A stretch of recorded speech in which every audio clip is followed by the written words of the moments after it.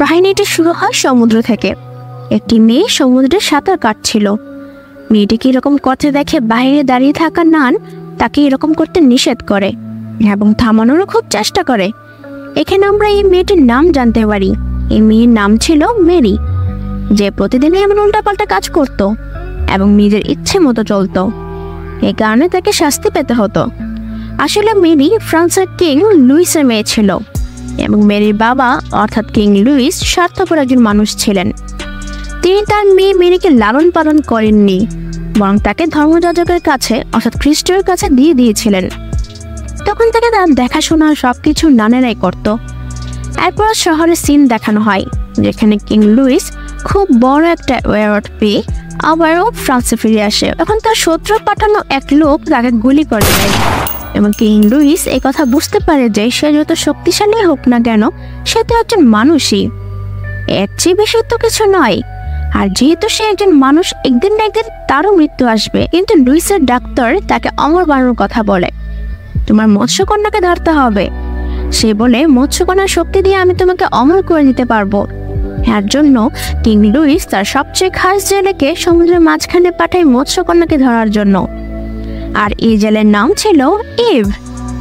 Eve তার বন্ধুদের সাথে নিয়ে এই মৎস্য দম্পতিকে ধরতে সফল হয়ে যায়। কিন্তু তাদের তো শুধু মৎস্যকন্যারই প্রয়োজন ছিল, যে কিনা মেয়ে হবে, কোনো ছেলে নয়। এর জন্য সে তার বন্ধুকে বলে ছেলে মৎস্যটিকে সমুদ্রে পাঠিয়ে দেয়। এদিকে মৎস্যকন্যাকে নিয়ে সে নিজে প্যালেসে চলে আসে। আর লুইস যখন এই কথা জানতে পারে সে খুব খুশি হয়ে যায়। কিন্তু যে তার ধর্মযাজক ছিল সে এটা শুনে খুশি হয় না, কারণ তার কাছে এসব কেবল পাপ মনে হচ্ছিল। কিন্তু ডাক্তারের এসব কথায় কিছুই আসে যায় না, বরং তার বিশ্বাস ছিল সূর্যগ্রহণের দিন মৎস্যকন্যা হার্ট দিয়ে কিংকে অমর বানিয়ে দিবে। তখন ধর্মযাজক তার মেয়ে মেরিকে আনতে বলে। তখন কিং লুইস একথা মেনেও নেয়। তখন প্রিন্স মেরিকে আনতে পৌঁছে যায়। যেখানে পৌঁছে সে জানতে পারে মেরি খুব ভালো একজন মিউজিশিয়ান। এরপর প্রিন্স মেরিকে মহলে নিয়ে আসে।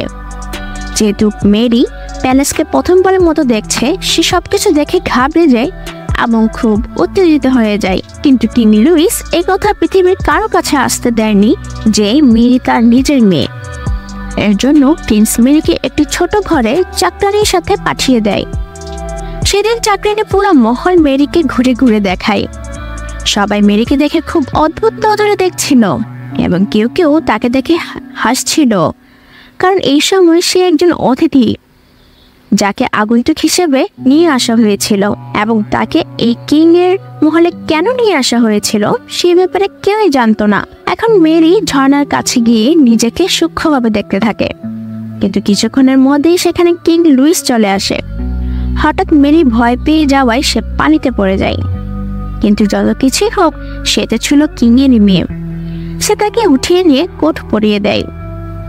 পরবর্তী সিনে আমরা দেখতে পাই জেলেকে অর্থাৎ ইভকে, যে মৎস্যকন্যাকে নিয়ে মহলে আসছিল এবং কিং অমর হওয়ার জন্য এতটাই পাগল হয়ে যায় সে খ্রিস্টীয় কোনো কথা শুনছিল না।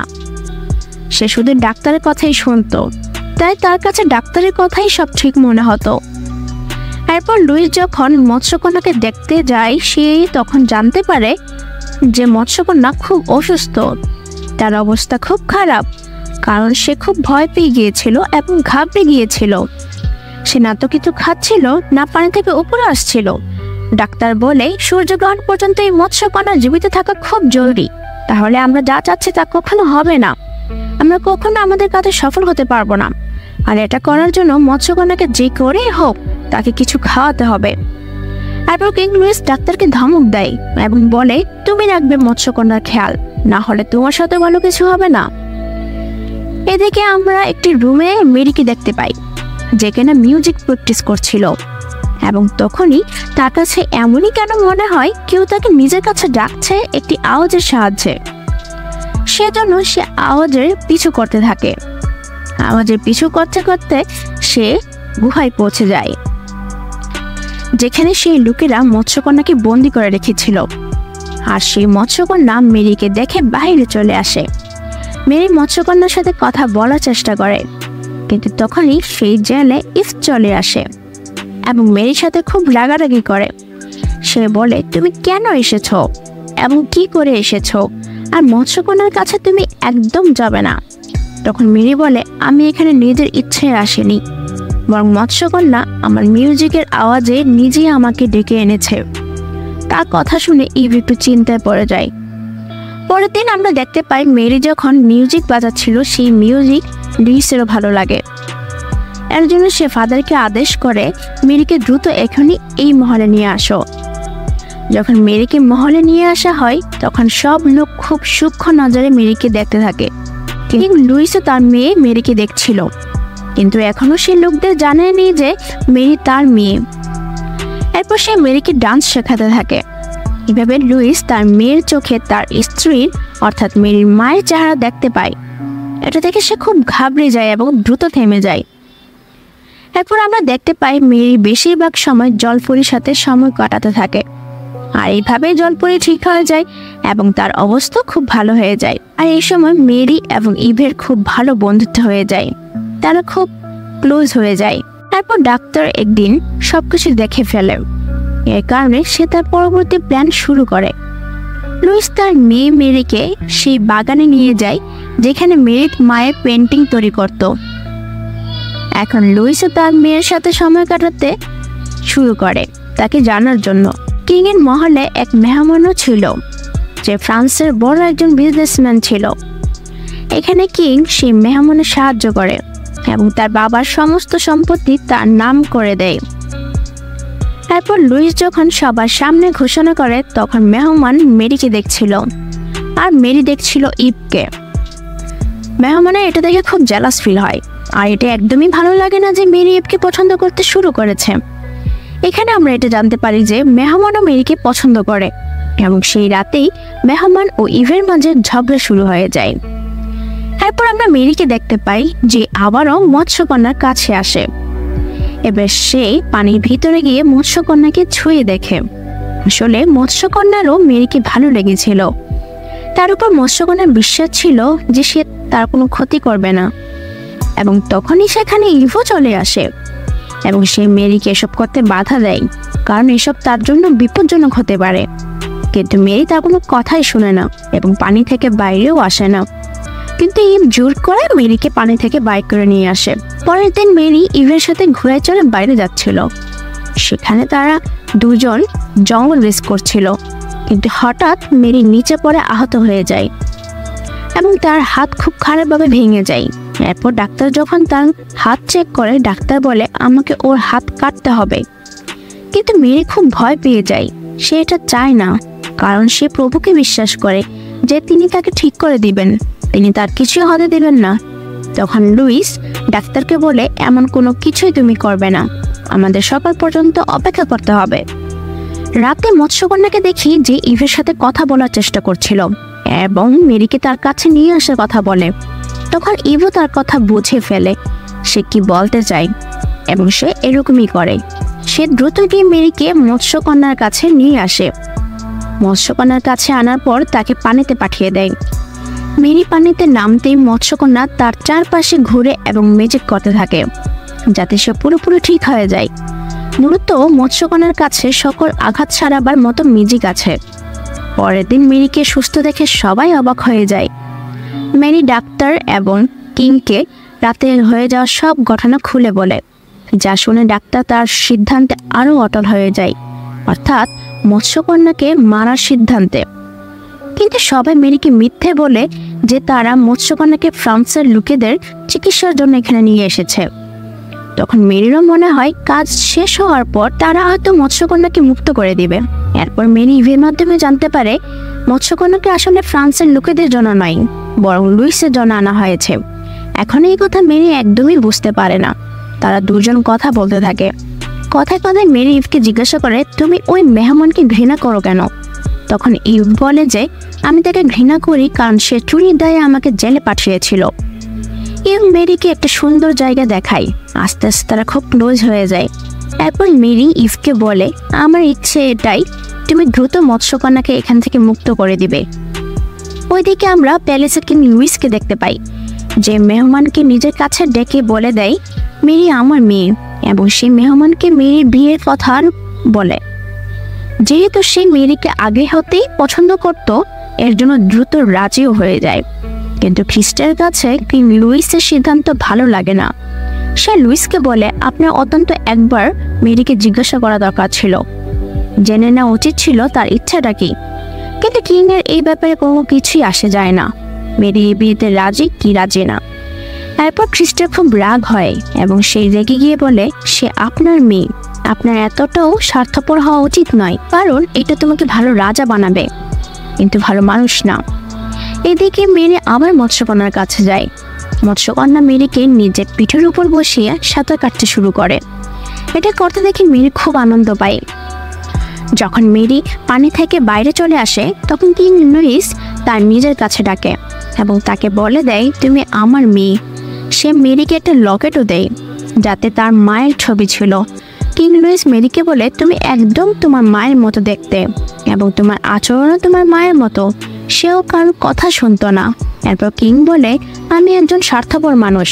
আসলে তোমার মায়ের তখনই চলে গিয়েছিল যখন তুমি জন্ম নিয়েছিলে, কিন্তু আমি তোমাকে একা লালন পালন করতে পারতাম না। এর জন্য আমি তোমাকে ফাদারের ভরসায় তার কাছে দিয়ে এসেছি, কারণ তোমাকে নিয়ে আমি রাজ্য সামলাতে পারতাম না। এরপর বলে, ফ্রান্সে একদমই টাকা নেই, অবস্থা খুবই শোচনীয়। যদি আমি তোমাকে সেই মেহমানের সাথে বিয়ে দেই, তবে তার সব টাকা আমরা পেয়ে যাব। মেরি এটা শুনে খুব কষ্ট পায়। সে পুরোপুরি ভেঙে পড়ে এবং তার বাবার উপর অসন্তুষ্ট হয়ে সেখান থেকে চলে যায়। কিন্তু লুইসের তার মন খাপের কিছু আসে যায় না। মেরি কাঁদতে কাঁদতে সেখান থেকে বেরিয়ে পড়ে। ওইদিকে আমরা দেখতে পাই ফাদারকে, যে মৎস্যকন্যার কাছে গিয়েছিল। মৎস্যকন্যার সাথে হতে যাওয়া অত্যাচার তার কাছে একদমই ভালো লাগছিল না। সে ডাক্তারের কাছে গিয়ে বোঝানোর চেষ্টা করে, কিন্তু ডাক্তার তো নিজের কথায় অটল। সে তার একটি কথাও শোনে না। সে তাকে আজে বাজে কথা বলে সেখান থেকে বের করে দেয়। এদিকে আমরা দেখতে পাই মেরিকে, সে রুম থেকে পালানোর চেষ্টা করছে, কিন্তু লুইস তার দরজায় সৈনিকদের নজর রাখছিল। এর জন্য সে জানালা দিয়ে মৎস্যকন্যার সাথে দেখা করতে যায়, যেখানে মৎস্যকন্যা তার পাওয়ারে সাহায্যে অতীতে দেখায় ইভ তার পরিবারকে কিভাবে ধরেছিল। কিন্তু মেরি দেখতে পায় ইভ খুব ভালো মানুষ। সে সব কিছু সে নিজের ইচ্ছাই করেনি, বরং বাধ্য হয়ে করেছে। এখন ফাদার এটা দেখে খুব চিন্তিত হয়ে যায়। লুইস অমর হওয়ার জন্য পাগল হয়ে যাচ্ছে। এর জন্য সে লুইসকে খুব ভালো মতো বোঝানোর চেষ্টা করে। যখন লুইস ফাদারের কোনো কথাই শোনে না, তখন ফাদার তার জব ছেড়ে দিয়ে সেখান থেকে চলে যায়।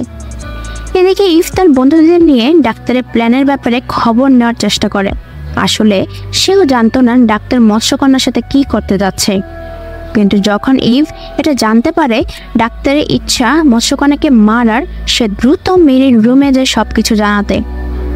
কিন্তু ডাক্তার সেখানে এসে তাকে ধরে ফেলে এবং কারাগারে বন্দি করে দেয়।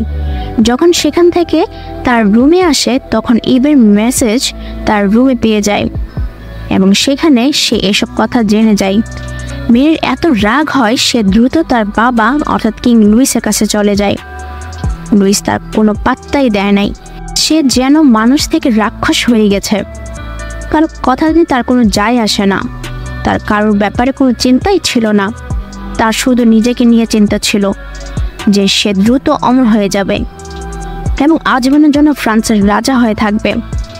এর জন্য সে মেরির বিয়ের জন্য তৈরি হতে পাঠিয়ে দেয়। এরপর যখন জানতে পারে যে মেরির বিয়ে হতে যাচ্ছে, তখন তার মনে হয় মেরিও এই বিয়েতে রাজি আছে এবং সে কিংয়ের সব অর্ডার মানার সিদ্ধান্ত নেয়। ওইদিকে খ্রিস্ট মেরির রুমে যায় এবং তাকে সাহায্য করার জন্য রাজি হয়ে যায়। খ্রিস্ট মেরিকে বলে, তুমি অনেক কস্টিউম পরে বাইরে যেতে হবে। এখন মেরি এরকম করার পর সে তার সৈনিকদের হাত থেকে তাকে মুক্ত করে দেয় এবং মেরি দৌড়ে এসে মৎস্যকন্যার কাছে পৌঁছে যায়। কিন্তু সেখানে এসে দেখে ইভ মৎস্যকন্যাকে পানি থেকে বের করার চেষ্টা করছে।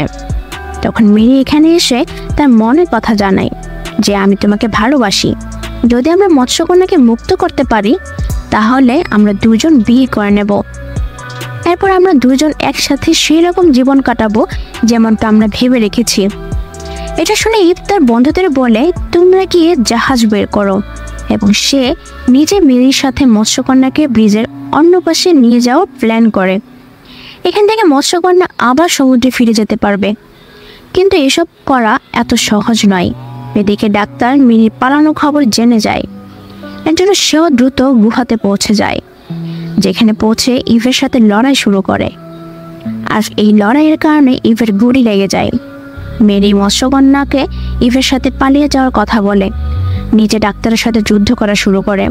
সে ডাক্তারকে রশি দিয়ে বেঁধে উল্টো করে ঝুলিয়ে দেয়। এখানে মৎস্যকন্যা ওই ইভকে নিয়ে পালিয়ে যায়।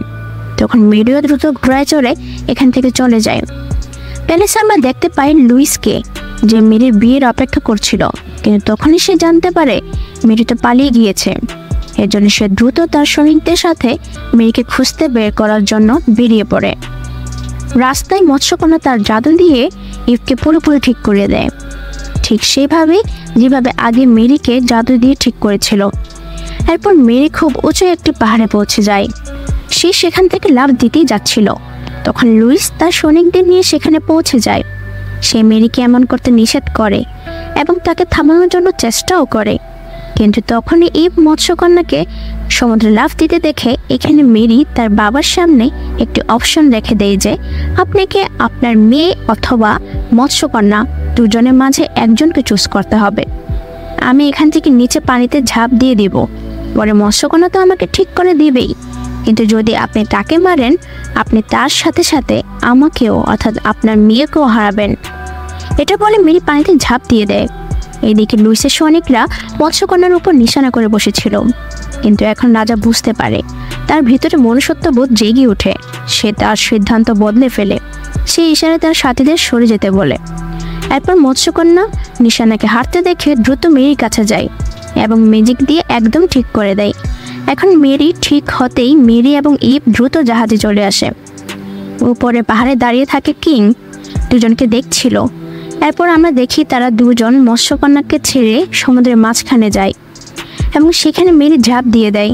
পানির ভিতরে যেতেই সে মৎস্যকন্যা তার পরিবারের সাথে দেখা করে। এখন মৎস্যকন্যা তাকে পিঠে বসে আবারও তাকে ঘোরাতে থাকে। এখন এখানে আমরা দেখতে পাই মৎস্যকন্যার পৃথিবী অর্থাৎ সমুদ্র খুবই সুন্দর। সমুদ্রে সেই সুন্দর মেরি খুব উপভোগ করে এবং সুন্দর এই মুহূর্তের সাথে মুভিটি এখানেই শেষ হয়ে যায়।